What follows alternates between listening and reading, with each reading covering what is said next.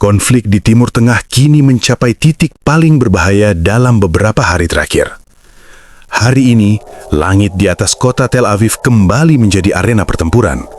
Sirena peringatan berbunyi tanpa henti ketika gelombang rudal balistik Iran meluncur menuju Israel dari berbagai arah.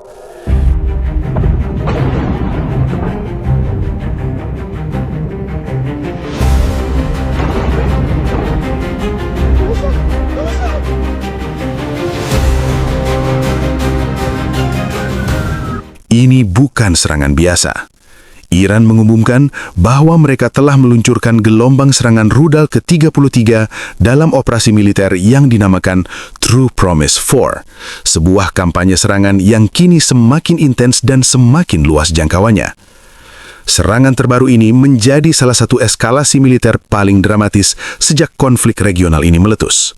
Dan yang membuat situasi semakin berbahaya, serangan tersebut terjadi di bawah kepemimpinan baru Iran yang berjanji akan melanjutkan strategi konfrontasi terhadap Israel dan sekutunya.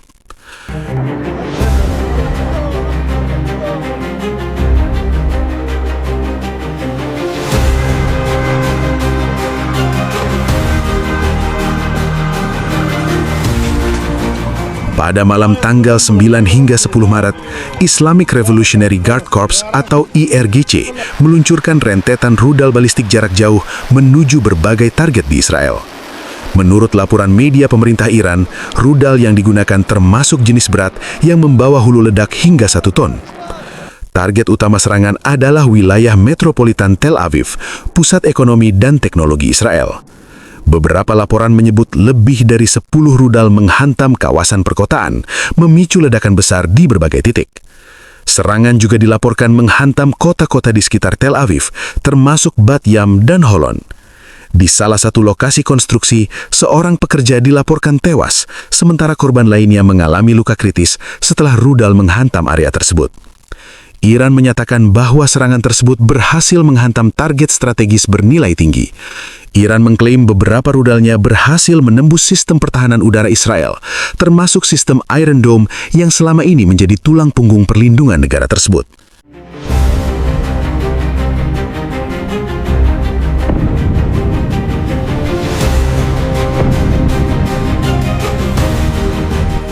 Serangan besar ini juga menandai babak baru dalam politik dan militer Iran. Kampanye militer tersebut dilakukan setelah kematian mantan pemimpin tertinggi Iran, Ali Khamenei, yang menurut pemerintah Iran menjadi salah satu pemicu utama eskalasi konflik saat ini. Pejabat di Teheran menyatakan bahwa serangan ini merupakan tindakan pembalasan atas apa yang mereka sebut sebagai serangan ilegal terhadap wilayah Iran serta pembunuhan pemimpin mereka. Televisi pemerintah Iran bahkan menggambarkan operasi ini sebagai momen penting dalam kepemimpinan masa perang, menandai dimulainya fase baru dalam strategi militer negara tersebut. Bagi Iran, kampanye rudal ini disebut sebagai bentuk pembelaan diri terhadap pelanggaran kedaulatan nasional. Namun bagi Israel dan negara-negara barat, serangan tersebut dianggap sebagai eskalasi militer yang sangat berbahaya.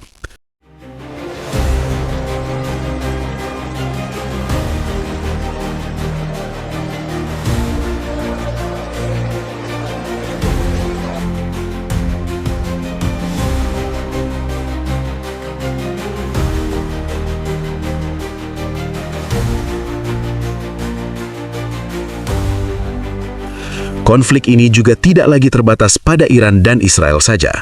Kelompok bersenjata Hizbullah yang didukung Iran dan berbasis di Lebanon juga meningkatkan intensitas serangan mereka terhadap Israel. Pada 9 Maret, Hizbullah meluncurkan serangan roket jarak jauh yang menargetkan wilayah Israel Tengah. Salah satu rudal menghantam kota Ramle, merusak sebuah gedung penitipan anak dan menyebabkan kepanikan di kawasan tersebut.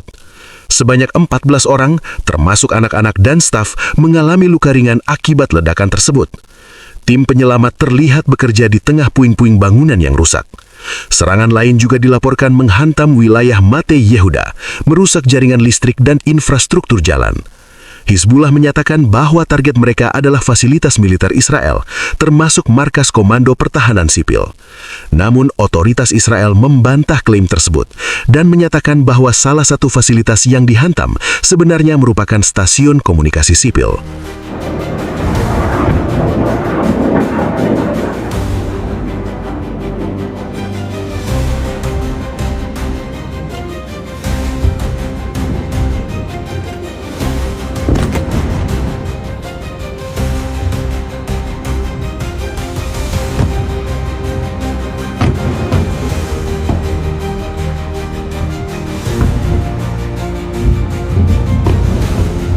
Serangkaian insiden ini menunjukkan bahwa konflik tidak lagi terbatas pada medan perang antara Iran dan Israel saja.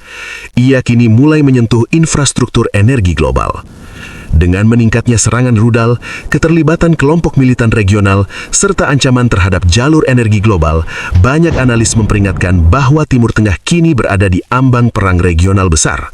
Jika konflik terus meningkat, bukan tidak mungkin lebih banyak negara akan terseret ke dalamnya.